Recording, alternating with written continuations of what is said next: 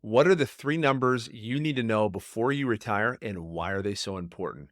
Can we really boil down in retirement to three main numbers? Well, we're going to try on today's show. Hi, my name is Jim Martin. I'm a financial advisor and I love talking about retirement planning. And I think there are three main numbers everyone needs to know before they retire. And not knowing these numbers can put your retirement at risk. So let's jump right in and start with number one. The first thing you need to know is how much money you need every month to continue to maintain your standard of living. But it's not quite that easy. Let's go through the nuances of this so you don't miss things along the way.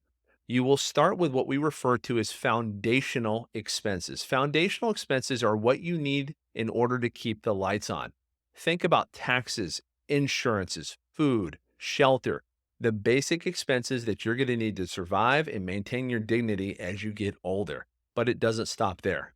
We also have to talk about discretionary expenses. What are discretionary expenses, you ask? Well, simply put, discretionary expenses are what you're going to use for the fun, for the things you want to do, for the things that make retiring worth retiring for. Do you want to travel? Do you want to see the grandkids? Do you want to go out to eat? Those are what we refer to as discretionary expenses. They're the good expenses. I like writing those checks because generally they're for fun. I don't love writing the foundational expense checks because who wants to pay for their power bill? Yes, we need power. Yes, we'll gladly write the check in order to keep the power company from shutting off our lights, but I'm not excited to write it. But I am excited when I write a check for something I want to do or I have a great meal. So make sure you separate those two.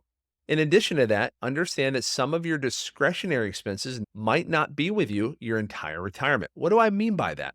Well, I look at retirement in three stages. I look at the first part of retirement. I refer to that as your go-go years. During that period, you're young, you have a list, and you have lots of things you want to accomplish. Generally speaking, you're going to need more money during that first phase of retirement. As we begin to age, we get into the slow go period of retirement where we're just getting older. The idea of traveling is not as exciting. We might not eat out as often. Our friends are probably sticking closer to home as well, so we're not having as much social time. So there are many changes as we get older in our life. And finally, we enter the no-go stage of retirement where, well, you're just old. And, people in their 90s tend to spend significantly less money than people in their 70s because they're not traveling. They're not eating out as often. Their kids are old. Their grandkids are getting older. So there's a lot of factors that play when you think about retirement income that it starts high and begins to trail down. Now, one of the things we didn't cover was healthcare costs. This is an expense that many people fail to factor in because generally speaking, while you're working, healthcare is paid via what we refer to as payroll deduction. Now, that doesn't mean you're not paying for it, but you're not seeing that as an extra line item expense. Whereas when you're retired and you're on Medicare, you're going to write a check for that or have it deducted out of your Social Security on a monthly basis, which will impact the net dollars. You also need to factor in the cost of house repairs, car repairs, tires. And while these aren't fun checks to write, they are necessary checks to write, and you will have these kinds of expenses. So as you're thinking about item one on the list, figuring out your expenses, make sure you leave no stone unturned. Start with the foundation, how much money you need every month to pay for the basics. Then you move on to discretionary and you figure out how much money do you want to spend on the things that are important to you and maybe your spouse or your partner.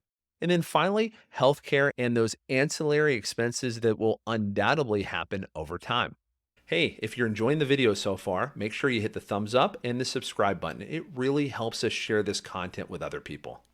So moving on to number two on our list, income. We need to understand our income, where it's coming from, if it's guaranteed income, if it's maybe it'll show up income. And let's pause and talk about that for a second.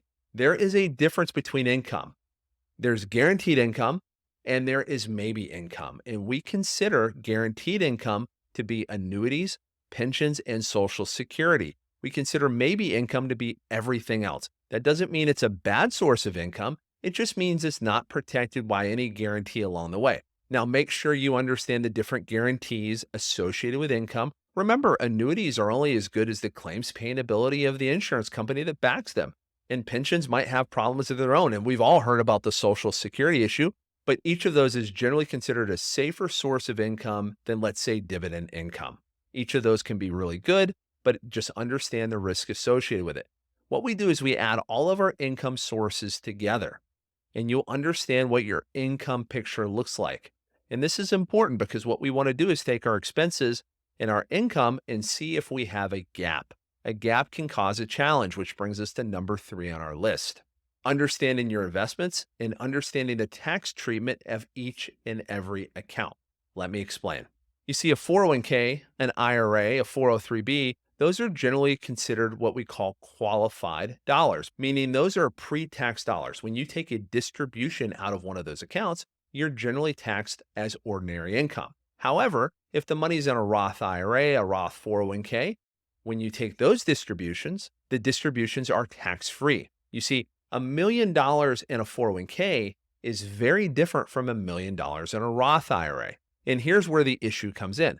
Let's imagine we need to leverage our portfolio for income. You've added up your expenses, you've added up your income, and you have a gap. You're going to need your portfolio to generate an additional $4,000 a month. Well, if you have $1 million saved and you're following the 4% rule, well, you can withdraw 4% theoretically from your 401k, but you have to pay taxes along the way, which means your net dollars might be significantly less depending upon where you're at from a tax perspective.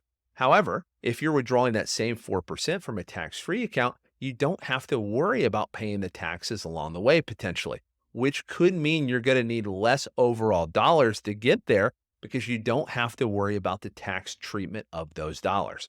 So these 3 numbers are critical. So let's talk about how to put these numbers together.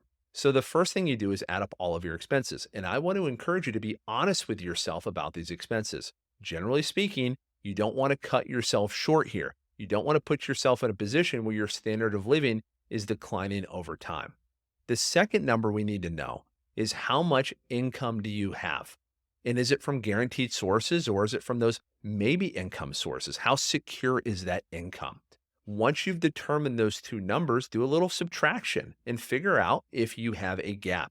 So let's imagine you have $10,000 worth of need and you only have $5,000 worth of income. Well, that leaves a $5,000 gap. Then you've got to figure out where your money's invested, what the tax treatment is, and how to put that money at work to generate that income that you're going to need for retirement. And that's where financial planning comes into play. Make sure you do the math and understand those 3 numbers before you transition into retirement. In my opinion, if you can get these numbers right, you can ensure that you're on the right track to hit your goals. Hey, thanks for watching the video. Make sure you like and subscribe. And remember, plan well and retire happy.